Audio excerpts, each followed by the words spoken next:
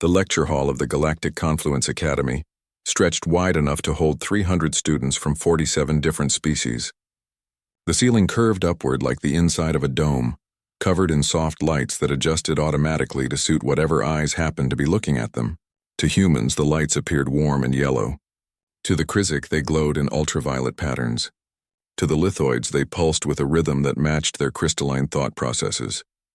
Instructor Velthar moved across the stage on 6 legs, his chitinous body clicking softly with each step. He was a Krizik, a species known throughout the galaxy for their logical minds and methodical approach to every problem. For 200 cycles, he had taught the first class at the academy. For 200 cycles, he had started each new term with the same tradition. The puzzle box sat on a pedestal at the center of the stage. It was about the size of a human head, made from a dark metal that seemed to absorb light. Panels covered its surface in intricate patterns. Symbols from a dozen dead languages marked its edges. Inside its mechanisms, gears and switches waited in perfect precision. Every student who graduated from the academy had faced this box. Most took 3 to 4 hours to open it.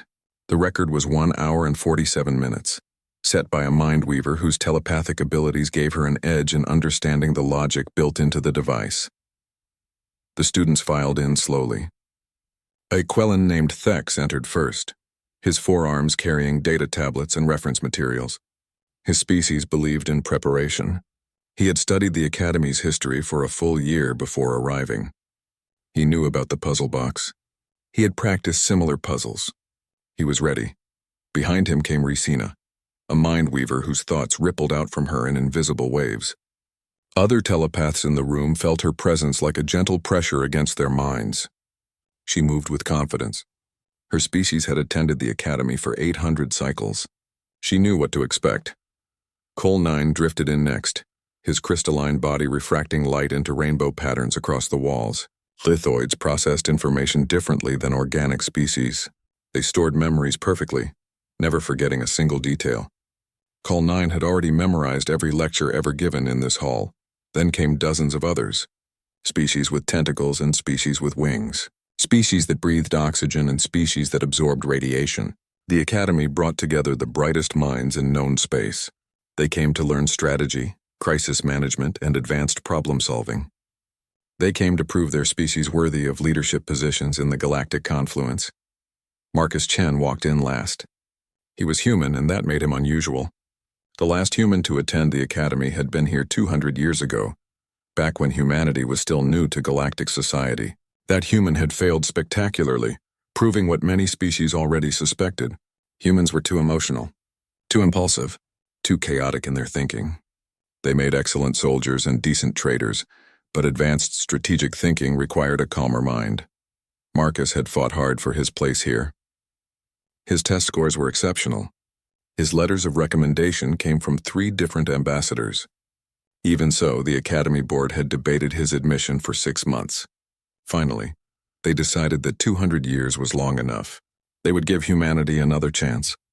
The other students watched Marcus as he entered. Some were curious. Most were skeptical. A few were openly hostile. Thex had complained to the administration that allowing a human into the program lowered the Academy's standards. Ricina had sensed Marcus's mind during orientation and found it chaotic and difficult to read. Col 9 had calculated that Marcus would likely drop out within the first month. Marcus seemed unaware of their judgment. He wore simple clothes, standard Academy issue in dark blue. His hair was black and slightly messy. His eyes moved constantly, taking in everything around him. He walked with a casual stride, hands in his pockets, looking more like someone exploring a museum than a student entering a prestigious institution. Velthar waited until everyone had entered. He tapped one leg against the floor and the door sealed shut with a soft hiss. The lights dimmed slightly. Every student found their way to a seat, arranging themselves in the circular rows that surrounded the central stage. Everyone except Marcus. He had stopped near the stage, looking at the puzzle box. His head tilted slightly to one side. His eyes narrowed. He reached out and picked up the box, turning it over in his hands.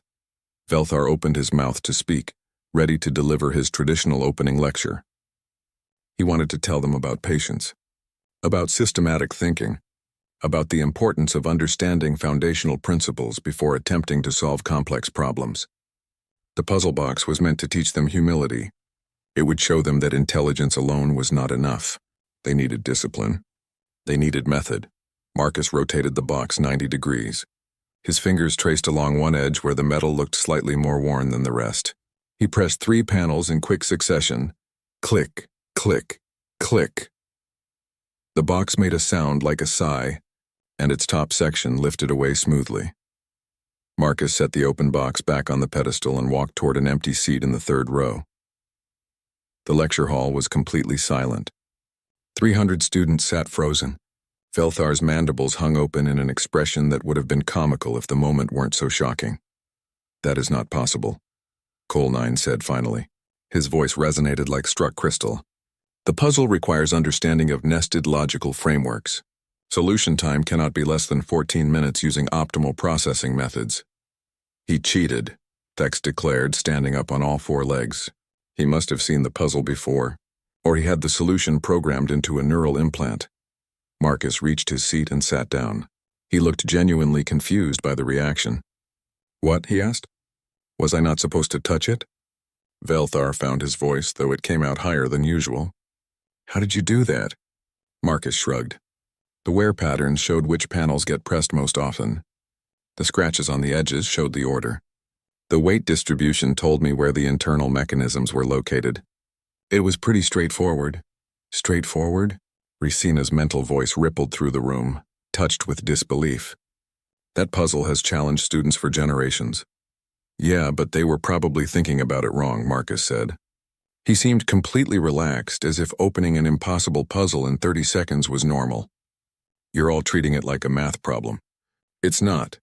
It's a physical object that hundreds of students have handled. Every time someone touches it, they leave evidence. Every failed attempt scratches the metal or wears down the panels. The puzzle isn't in the mechanisms. It's in the history of everyone who tried before." Thex sat back down slowly. His 4 hands trembled slightly. "That is cheating. You did not solve the puzzle. You exploited external data. Is there a difference?" Marcus asked. Velthar moved closer to the pedestal. He picked up the puzzle box with 2 of his legs and examined it carefully. The human was right. The wear patterns were there. The scratches told a story. Velthar had created this puzzle himself, 200 cycles ago. He had placed it on this pedestal at the start of every term. He had watched thousands of students struggle with it. Not once had he noticed the physical evidence that accumulated over time, because Krizik minds focused on logical systems, not physical wear. Because he thought about the puzzle as an intellectual challenge, not as an object with history. Because his assumptions about how to solve problems had blinded him to other approaches.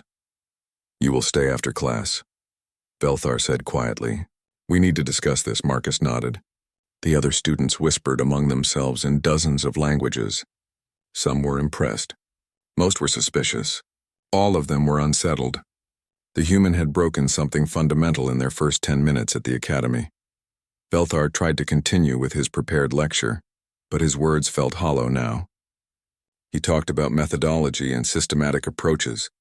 He explained the Academy's philosophy of problem-solving. But the open puzzle box sat on the pedestal behind him, a silent challenge to everything he was saying. When the lecture finally ended, the students filed out slowly. Many glanced back at Marcus, who remained in his seat as instructed. Thex paused at the door, his 4 eyes fixed on the human with an expression somewhere between anger and fascination. Only when the hall was empty did Velthar approach Marcus. The instructor's 6 legs carried him slowly down the steps until he stood directly in front of the human student. "In 200 cycles," Velthar said softly. "No student has ever solved that puzzle in less than 1 hour. Most take 3 to 4. The fastest solution on record was 1 hour and 47 minutes. You solved it in approximately 30 seconds. This should not be possible." Marcus met the instructor's compound eyes without flinching. "Maybe the problem isn't that I'm too fast. Maybe the problem is that everyone else is thinking about it wrong." Velthar's mandibles clicked together in a gesture that meant he was processing something difficult. The Academy Board has doubts about humanity's readiness for advanced education. This incident will not help your case. They will say you got lucky. They will say you cheated. They will say this proves humans cannot follow proper protocols. Did I break any rules? Marcus asked. No, Velthar admitted, but you have made something very... The emergency meeting of the Academy Board started at midnight, Galactic Standard Time. 17 of the most respected educators in known space gathered in a secure conference room. Velthar presented the security footage 3 times. Each time the board members watched Marcus Chen pick up the puzzle box, rotate it twice, press 3 panels, and open it in 30 seconds. Archmagister Korveth was the first to speak. He was a vertikash, a species with blue-green skin and eyes that could see in 16 different spectrums of light. His voice was deep and carried the weight of 300 years of teaching experience. This is exactly what I warned you about. Humans are unpredictable. They do not follow proper procedures. This student has made a mockery of our traditions. He solved the puzzle, said Instructor Mira, a mind-weaver who taught advanced telepathy. That was the point of the exercise, was it not? The point was to teach them patience, Korveth countered. To show them that some problems require time and careful thought. This human learned nothing. Perhaps we are the ones who need to learn something, Velthar said quietly. All eyes turned to him. I created that puzzle 200 cycles ago. I have watched thousands of students struggle with it. I believed I understood it completely. The human showed me that I was wrong. He exploited wear patterns and scratches, Thex's advisor said. The advisor was also a Quellan, with the same 4-armed body structure. He did not engage with the actual logical framework of the puzzle. Why should he? Velthar asked. I never specified that students must ignore physical evidence. I assumed they would focus on the logical mechanisms because that is how we think. The human thought differently. Is that not valuable? The debate continued for 3 hours. Some board members argued that Marcus had cheated, even if he had not technically broken any rules. Others suggested that his solution revealed a flaw in the puzzle itself. A few admitted that they were impressed, though they would not say so publicly. Finally, Korveth stood up. His height made him tower over most of the other board members. I propose a formal challenge. If this human is truly as clever as he appears, let him face the trial of perspectives. 7 challenges, 1 designed by each of the major species. If he succeeds, we will admit that humanity deserves their place here. If he fails, we send him home and close admissions to humans for another 200 cycles. The room fell silent. The trial of perspectives was not part of the standard curriculum. It was reserved for special circumstances, usually for students who claimed they had discovered new problem-solving methods that challenged established theories. Only 12 students in academy history had faced the trial. 8 had failed. That seems excessive, Mira said. The student has been here for 1 day. And in that 1 day he has proven that he does not think like the rest of us, Korveth replied. Either that difference is valuable or it is dangerous. We need to know which. Velthar considered his words carefully. He did not trust Korveth's motives. The old Vrikash had opposed Marcus's admission from the beginning. He had argued in dozens of meetings that humans were too chaotic, too emotional, too primitive for advanced education. But Velthar also understood the position the academy was in. If they did nothing, Marcus's solution would undermine the puzzle's credibility. If they punished him for being too clever, they would look foolish. The trial offered a third option. I will agree to this, Velthar said finally, but only if the student agrees voluntarily. We will not force this upon him. The board voted. 14 in favor, 3 against. The trial of perspectives would proceed. When Velthar told Marcus about the trial the next morning, he expected the human to be angry or frightened. Instead, Marcus just nodded. Sure, he said. Sounds interesting. You do not understand, Velthar said. These challenges are designed to be nearly impossible. Each one requires thinking in ways that are natural to a specific species but very difficult for others. Many students fail. Yeah, I got that part, Marcus said. He was sitting in Velthar's office, a small room filled with books and artifacts from 100 different worlds. But I'm here to learn, right?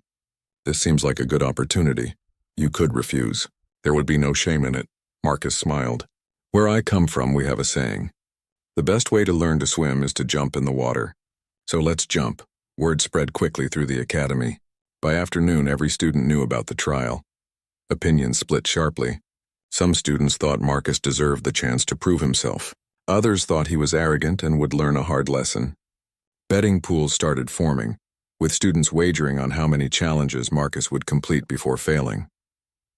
Thex approached Marcus in the cafeteria that evening. The Quellan moved with careful precision, his forearms balanced perfectly. "I want to apologize," he said stiffly. "I accused you of cheating yesterday. That was premature." Marcus looked up from his meal, surprised. "It's fine, I get it." "What I did was weird." "It was not weird. It was different." Thex's four eyes blinked in sequence. "I have been thinking about your solution, about the wear patterns and scratches. My species values preparation and thoroughness. We study everything in advance. But we study information and data. We do not study physical objects in the same way. I wonder what else we miss, and probably a lot," Marcus said. "I wonder what I'm missing, too. That's why I'm here." Thex hesitated, then sat down across from Marcus. "The first challenge is tomorrow. The lithoid's crystal maze. It is a pure logic puzzle. You will need to guide a crystalline sphere through a maze where every decision point requires solving a mathematical equation. Most students take 8 to 12 hours. What's the record?" Marcus asked. 4 hours and 17 minutes, set by Col9's predecessor. But that was a lithoid solving a lithoid puzzle. No organic species has ever completed it in less than 9 hours. Marcus ate a few more bites of his food. It was supposed to be synthesized protein, but it tasted like cardboard. "Thanks for the heads up." "Why are you not more concerned?" Thex asked. "Do you not understand the difficulty?" "I understand it's going to be hard," Marcus said. "But being worried won't make it easier. So I'll just do my best and see what happens." Thex studied the human for a long moment. His species prided themselves on reading body language and understanding motivation. But Marcus was difficult to read. He seemed relaxed, almost casual about the whole situation. Either he was genuinely confident or he was very good at hiding his fear. That night, Marcus did not study logic or mathematics. Instead, he went to the Academy's recreation center and played a game called Gravity Ball with a group of students from different species. The game involved hitting a ball through hoops while compensating for shifting gravity fields. Marcus was terrible at it, but he laughed every time he missed and congratulated the other players when they scored. Ricina watched from the observation deck. Her telepathic senses reached out toward Marcus, trying to understand his mental state. What she found confused her. Most students facing the trial would be anxious or focused, their thoughts tight and controlled. Marcus's mind was loose and wandering. He was thinking about the game, about a funny story someone had told him at lunch about whether he should try the blue food or the green food next time. The trial barely registered in his thoughts. Either the human was incredibly disciplined at compartmentalizing, or he genuinely did not understand the danger he was in. Ricina suspected it was something else entirely, something her species had no equivalent for. The next morning, Marcus arrived at the testing chamber at exactly the appointed time. A crowd had gathered outside, students pressing against the observation windows. Inside the chamber, a massive crystal maze floated in the air, held in place by magnetic fields. The maze was beautiful, its walls glowing with soft blue light. At the entrance, a perfect sphere of solid crystal waited. Instructor Zixal, the lithoid who designed the challenge, explained the rules. His voice resonated through the chamber. "You must guide the sphere from entrance to exit.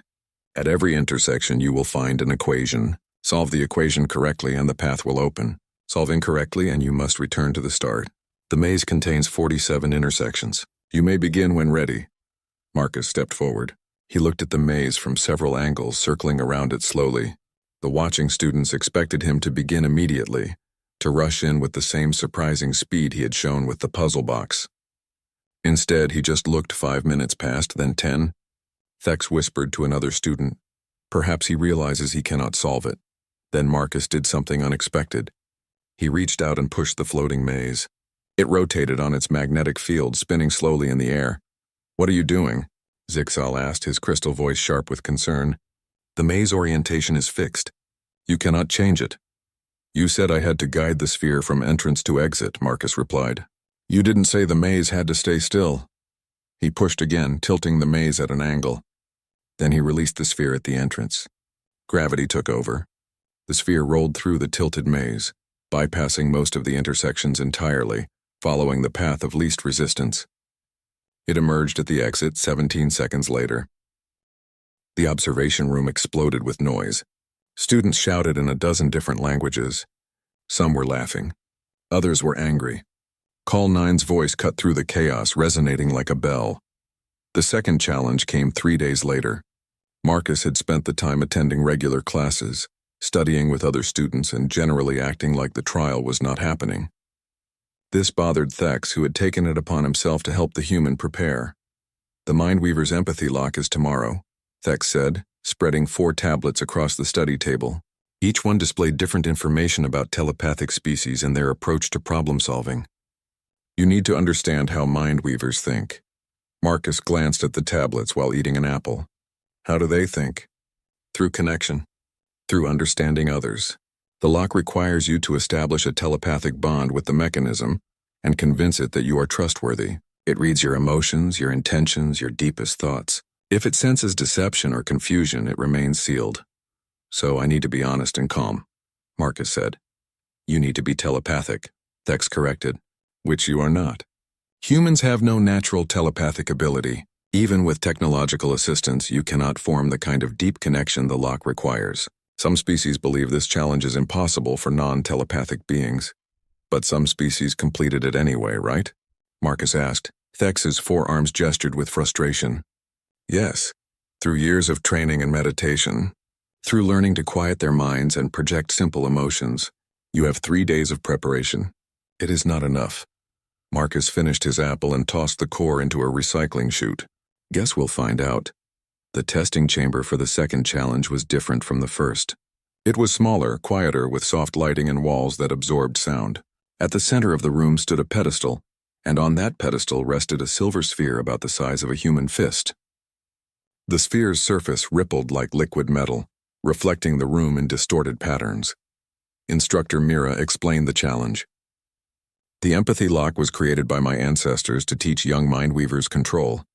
It requires you to touch the sphere and open your mind to it. The lock will read your thoughts and emotions. If it senses genuine compassion, understanding, and peaceful intent, it will open.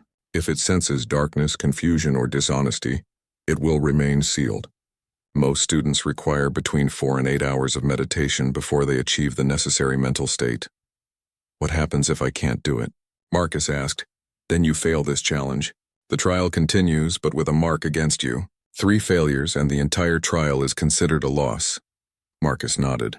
He approached the pedestal and stood before the sphere. The observation room was packed with students. Ricina was there, along with most of her telepathic classmates. They were curious to see how a non-telepathic being would handle a challenge designed specifically for minds like theirs. Marcus reached out and touched the sphere. Immediately, the surface rippled and flowed up around his hand like living metal. Marcus felt a pressure in his mind, like someone gently pushing against the inside of his skull. It was not painful, just strange. The telepathic students watching from the observation room gasped. Ricina's eyes widened. "I can feel it," she whispered. "The lock is trying to read him, but his mind is so chaotic. Thoughts everywhere, memories jumping around. It's like trying to read a book where all the pages are shuffling." Marcus stood very still. His eyes were closed. Minutes passed. The metal continued to ripple around his hand, but the sphere did not open. Thex watched from the observation deck, his forearms crossed. He cannot do it. His mind is too undisciplined.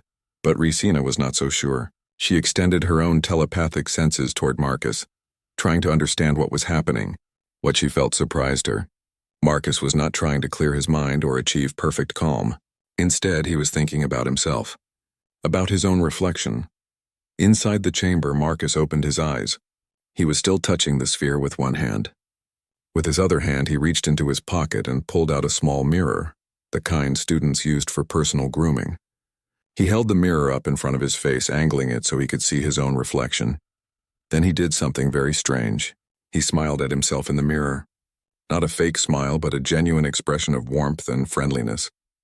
He looked at his own reflection the way you might look at a good friend you had not seen in a long time. The telepathic students in the observation room felt it immediately. Ricina gasped. He's using the mirror to reflect his emotions back at himself. The lock is reading his emotional response to his own reflection. It's reading compassion, but compassion directed inward. "That's cheating," one of the Mindweaver students protested. "No," Ricina said slowly. "It's brilliant. The lock reads emotions. It does not care where those emotions are directed. He cannot project emotions toward the lock because he is not telepathic. But he can feel emotions toward himself, and the lock can read those. He is using his own reflection as a bridge. The sphere suddenly clicked. The metal rippled one more time, then separated into two halves like a blooming flower. Inside was a small crystal that glowed with soft blue light. Marcus picked up the crystal and held it up for Instructor Mira to see. "Is this what I'm supposed to find?" Mira's expression was difficult to read. "Yes, you have completed the challenge." As Marcus left the chamber, Ricina intercepted him in the hallway. "How did you think of that?" "The mirror technique?" Marcus shrugged. "The lock reads emotions, right? But I'm not telepathic, so I can't send emotions directly to it. So I figured, maybe I don't need to send emotions to the lock. Maybe I just need to feel the right emotions and let the lock read them. And it's easier for me to feel compassion when I'm looking at something, so I looked at myself." "But why compassion for yourself?" Ricina asked. "Most beings find it difficult to feel genuine compassion toward themselves." "Really?" Marcus seemed surprised. "Where I come from, we teach kids that you can't really help others if you don't take care of yourself first. You have to be your own friend before you can be a good friend to others." "Is that weird?" Ricina thought about this.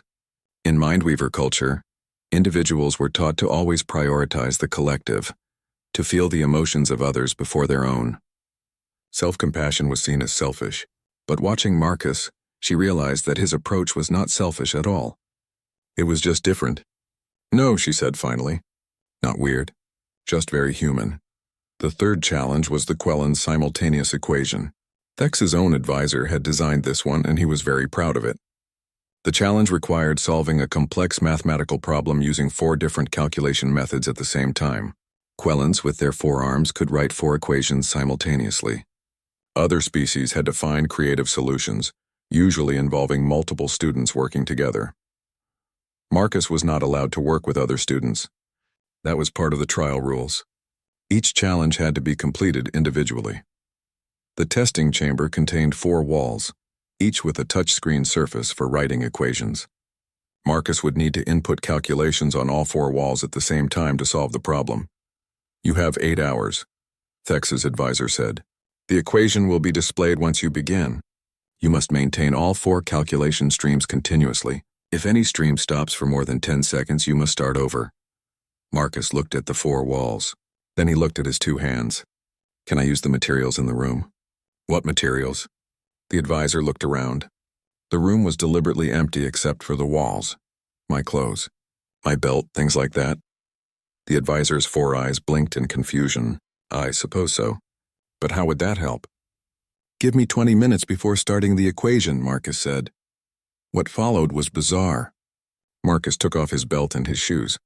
He removed the laces from the shoes. He tore strips from the bottom of his shirt. Then he began constructing something on the floor. Thex watched from the observation room with growing confusion. What is he doing? Marcus was building a machine, a simple one, made from belts and shoelaces and strips of cloth. He created a system of loops and levers that could press against the touchscreens on all 4 walls. Then he attached the ends to his hands and feet. When he was done, Marcus stood in the center of the room, connected to all 4 walls by his makeshift device. "Okay, I'm ready." The equation appeared on all 4 screens simultaneously. It was hideously complex, requiring calculus, geometry, algebraic manipulation, and statistical analysis all at once. Marcus began moving. His hands wrote calculations on 2 walls. His feet, connected to the cloth levers, pressed against the screens on the other 2 walls in patterns he had carefully designed. It was clumsy and slow, but it worked. He was inputting data on all 4 walls at the same time. "That's not how you're supposed to do it," Thex's advisor protested from the observation room. But Velthar, who was also watching, made a clicking sound that was the Krizik equivalent of laughter. "The challenge requires simultaneous calculation on 4 walls. It does not specify that the student must have 4 arms. He has created mechanical assistance from available materials. It is within the rules." Marcus worked for 6 hours. His makeshift machine broke twice and he had to rebuild it. His calculations were slower than a Quellen's would have been. But eventually, the 6th challenge was supposed to be straightforward. It was a test of creativity and artistic expression designed by the Luminari, a species that communicated through bioluminescent patterns. Marcus would need to create a light pattern that conveyed a complex emotional narrative. The challenge typically took 6 to 8 hours of careful work. Marcus completed it in 4 hours using a combination of colored filters and reflected light. He passed without incident, though his solution was characteristically unconventional. He used mirrors again, creating cascading reflections that multiplied his light sources in ways the Luminari had never considered. Instructor Sil Ara, the Luminari who evaluated his work, was impressed. The human understands something fundamental about light. It is not just what you project, but what you reflect and multiply. I will remember this technique. That left one final challenge. The 7th challenge, the one that Corveth had modified. Marcus entered the testing chamber early in the morning. He had slept well, eaten a good breakfast, and felt ready for whatever came next. Velthar had tried to brief him on what to expect, but the instructor seemed nervous. His mandibles clicked together more frequently than usual, a sign of stress in Krisic physiology. The final challenge is a reactor stabilization scenario, Velthar explained. You will enter a room with a simulated reactor that is experiencing a critical failure. You must diagnose the problem and implement a solution before the reactor reaches meltdown. The scenario is designed to test your ability to work under extreme pressure and make decisions with incomplete information. How long do I have? Marcus asked. Most students are given 30 minutes. The fastest successful completion was 14 minutes. Marcus nodded. Sounds intense. I'm ready, but Velthar hesitated. There is something I must tell you. The scenario was modified last night. I discovered this only an hour ago. The modifications were made by Archmagister Corveth without authorization. What kind of modifications? The scenario is no longer a simulation. The reactor is real. If you fail to stabilize it, the entire academy will be at risk. This violates every safety protocol we have. I have reported it to the board, but Corveth has disappeared. I wanted to cancel the challenge, but the board decided that if we stop now, it will appear that we fear the outcome. Politics are complicated. Marcus felt his stomach tighten. This was different from the other challenges. Those had been difficult, but not dangerous. This could hurt people. How much danger are we talking about? If the reactor reaches critical state, it will destroy this wing of the academy. Approximately 200 students and staff would be killed. The blast radius would extend into the residential areas. Then why are we even doing this? Marcus demanded. We should evacuate. We are evacuating, Velthar said. Quietly. But if we do it too obviously, panic could cause more harm than the reactor. You have a choice. You can refuse this challenge. You have already proven yourself, in my opinion. Walking away from a dangerous situation is the wise choice. Marcus thought about this. About the 200 people who could die if he did nothing. About Corveth, who had apparently decided that proving a point was worth risking lives. About all the students who had watched his previous challenges and were probably watching this one too. What happens if I refuse? Marcus asked. The academy has backup plans. Reactor specialists will be brought in. It will take time, but they can handle it. Probably. The modifications Corveth made are unusual. He appears to have made the reactor unstable in ways that do not match standard failure modes. Our specialists may need time to understand what he did. Marcus made his decision. I'll try. But I want something clear.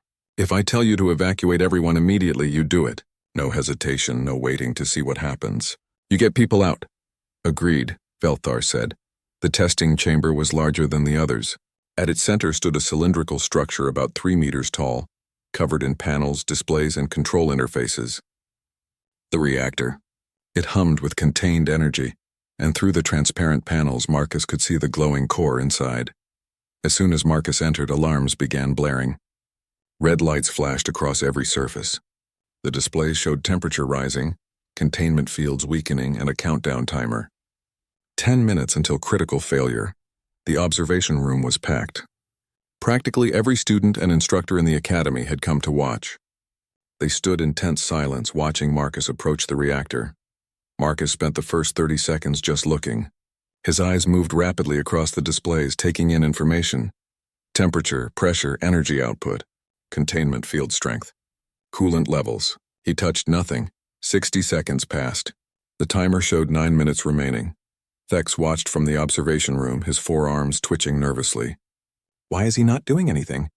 He must stabilize the coolant system first. That is standard protocol. But Ricina was focused on Marcus's mind.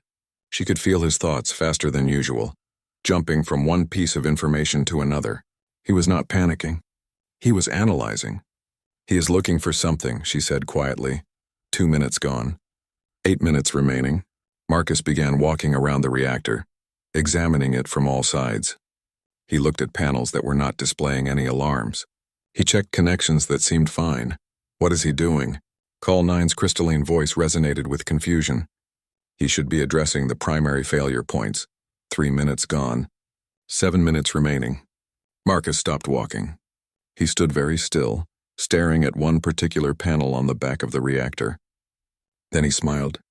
It was not a happy smile. It was the smile of someone who had just figured out a nasty trick. This isn't a reactor failure, Marcus said, speaking loud enough for the observation room to hear him. This is sabotage. The scenario is designed to look like a standard critical failure, but it's not. Every protocol response you might try will actually make things worse. The temperature isn't rising because the coolant system is failing. It's rising because someone set it to rise. The containment field isn't weakening from overload. It's being deliberately drained. In the observation room, Velthar's mandibles clicked together sharply. He is correct. I should have seen it. Korveth designed this to be unsolvable using conventional methods. 4 minutes gone. 6 minutes remaining. Marcus's smile disappeared. If I try to stabilize this the normal way, I'll kill everyone. Every action I take through the standard controls will be countered by the sabotage program. So I need to not use the standard controls. 5 minutes gone. 5 minutes remaining. Marcus made a decision. He grabbed one of the control panels and ripped it off the reactor. Sparks flew. Alarms got louder. Several instructors in the observation room shouted in alarm. What is he doing? Someone yelled. He is making it worse. But Marcus was not trying to fix the reactor. He was trying to break it. Systematically, deliberately, he began destroying the control systems. He tore out panels. He cut wires. He smashed displays with his fist, ignoring the pain in his knuckles. The reactor's humming changed pitch. The countdown timer flickered and went dark. The temperature reading stopped climbing. Everything stopped. Marcus found what he was looking for. Behind one of the panels, hidden in the wiring, was a small device about the size of his thumb. It was connected to the reactor's systems, quietly feeding false data and overriding commands. He pulled it out and held it up to the observation window. This is what was causing the problem, Marcus said, breathing heavily. It's a sabotage module. Remove it and the reactor is fine. Well, mostly fine. I broke a bunch of stuff getting to it. But the reactor itself was never actually in danger. 2 minutes showed on the countdown when Marcus pulled the device. No, that was wrong. The countdown was not real. It had never been real. Velthar entered the chamber immediately. He examined the device Marcus had found, his 6 legs trembling slightly. This is Korveth's work. He created a false crisis. The reactor was never unstable. It was being controlled to appear unstable. If you had followed standard protocols, the sabotage module would have counteracted your actions, creating the illusion that you were making things worse. Eventually, you would have given up or made a critical error. So what was supposed to happen? Marcus asked. Was the reactor ever actually going to explode? Yes, Velthar said quietly. If you had continued trying to fix it using conventional methods for long enough, the sabotage module would have caused a real overload. Korveth designed this to be a trap. You were supposed to fail, and in failing cause genuine destruction. He wanted to prove that human thinking is dangerous. Marcus felt cold. He was willing to kill people to make a point. He was convinced that you would refuse the challenge or evacuate immediately. In his mind, either outcome would prove his point. He did not actually believe you would succeed. The chamber door opened. Archmagister Korveth stood there, surrounded by Academy security. His blue-green skin had paled to almost white. His eyes, which could see in 16 spectrums, looked dim and tired. How did you know? Korveth asked. How did you know it was sabotage and not a real failure? Marcus held up the device. Because it was too perfect. Real emergencies are messy. They do not fail in neat, predictable ways. This scenario had every system failing at exactly the wrong time, in exactly the wrong sequence. It was like someone wrote a script for the worst possible 3 months passed since Marcus completed the trial of perspectives. Life at the Academy settled into a new rhythm. The human who had solved the puzzle box in 30 seconds became a regular student, attending lectures and studying with classmates from dozens of different species. The initial shock of his arrival had faded, replaced by something more interesting: curiosity. Marcus did not become an instructor, despite some suggestions from the board. He was still learning, still figuring out how to navigate a galaxy that thought differently than he did. But something unexpected happened. Students started coming to him with problems they could not solve using conventional methods. Thex was the first. The Quellan arrived at Marcus's dorm room late one evening, his forearms carrying a complex device that flickered with unstable energy. "I need your perspective on something," Thex said. "This is a communication relay from an abandoned station. It contains data we need, but every time we try to access it, the system crashes. We have tried every standard recovery method." Marcus examined the device. He turned it over, listening to the sounds it made. Then he did something that made Thex's four eyes widen in alarm. He dropped it. Just let it fall from his hands onto the floor. The impact jarred something inside, and suddenly the device stopped flickering. It stabilized and began displaying data. "Sometimes things just need a good knock," Marcus explained. "Loose connections, stuck switches. You were being too careful." Word spread. The human had a gift for seeing problems from angles that others missed. Ricina brought him a puzzle involving telepathic encryption that her professors said was mathematically unbreakable. Marcus solved it by asking what would happen if you simply did not try to break the encryption, but instead convinced the system that you were authorized. He created a fake telepathic signature using recorded brainwave patterns. The system accepted it. Col 9 presented Marcus with a logic problem that had stumped lithoid mathematicians for generations. Marcus looked at it for 5 minutes and said, "The problem is unsolvable because it is based on a false assumption. The equation includes a variable that does not actually exist in the real world." He was right. The problem was a philosophical trap disguised as mathematics. But Marcus did not just solve problems for others. He learned from them too. Thex taught him the value of thorough preparation. Ricina helped him understand how telepathic species processed information through emotional connections. Col 9 showed him how perfect memory changed the way you approached pattern recognition. Marcus absorbed it all, adding new tools to his mental toolbox. Velthar watched this development with satisfaction. He had unofficially taken Marcus as a special project, meeting with him weekly to discuss his progress. "You are becoming a bridge," the instructor told Marcus one day, "between human thinking and galactic thinking. This is valuable." "I'm just helping my friends," Marcus said. Yes, that is what makes it valuable. The change was not just in Marcus. The other students were learning too. They started questioning assumptions they had never examined before. They looked at physical objects instead of just data. They tried unconventional approaches when standard methods failed. The human's influence rippled outward like waves on a pond. Then came the message from the Galactic Council. It arrived as an official communication, delivered by a diplomatic courier who requested an immediate meeting with Academy leadership. Velthar was called into the meeting along with several senior board members. When he emerged 3 hours later, he went directly to find Marcus. "We need to talk," Velthar said. "Somewhere private." They went to Velthar's office. The instructor closed the door and activated a privacy field that would prevent anyone from listening in. "The council has a problem," he said without preamble. "A significant one. At the edge of known space, an exploration team discovered an ancient installation. We believe it was built by a species that existed before any of our current civilizations. The technology inside operates on principles we do not understand." "Okay," Marcus said. "What does that have to do with me? Every team we have sent to study the installation has failed. The technology does not respond to our methods. The structure itself seems to resist conventional analysis. After 3 months of attempting to understand it, the council has admitted they are stuck. They need someone who thinks differently." "They need you." Marcus felt his heart rate increase. "Me specifically? I'm a student. There must be experts who are better qualified." "There are thousands of experts trying to solve this problem," Velthar said. "None of them have succeeded. The council has reviewed your performance during the trial. They believe your approach to problems might be what they need. They are assembling a team. They want you to lead it." "Lead it? I don't know how to lead a team of galactic experts." "You will not be leading experts," Velthar said. "You will be leading a team of other unconventional thinkers. students and researchers who have shown ability to solve problems through non-standard methods. The council is calling it the Perspective Initiative.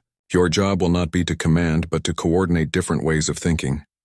Marcus stood up and walked to the window. Outside, students moved between buildings. Ships came and went from the academy's docking facilities. Everything looked normal, peaceful. What happens if we fail? Then the installation remains a mystery. The technology inside could be revolutionary, or it could be dangerous. We need to know what we are dealing with. But there is risk. The installation is unstable. One team nearly died when they triggered something they did not understand. You need to know what you're agreeing to. Marcus thought about the past 3 months, about the students who had become friends, about the puzzles and challenges that had pushed him to grow, about his father's lessons on that colony world, teaching him to look at objects and see their stories. Who else is on the team? Velthar pulled up a holographic display. Thex has volunteered, so has Ricina. Call 9 is interested but wants to know more details first. We are recruiting a few others from different species. Total team size will be about 12 individuals. My friends want to come. They trust your methods. They believe you can solve this. Marcus made his decision. Okay, I'll do it, but I have conditions. First, no one on the team is expendable. If I say we evacuate immediately. No debates, no second guessing. Second, I want complete authority over how we approach the problem. If I want to do something unconventional, I do it without having to justify it to a committee. Third, if any of my team members have a better idea than mine, I want the freedom to let them take the lead. The council will agree to those terms, Velthar said. When do you want to leave? Give me 3 days to prepare and say goodbye. The news spread through the academy within hours.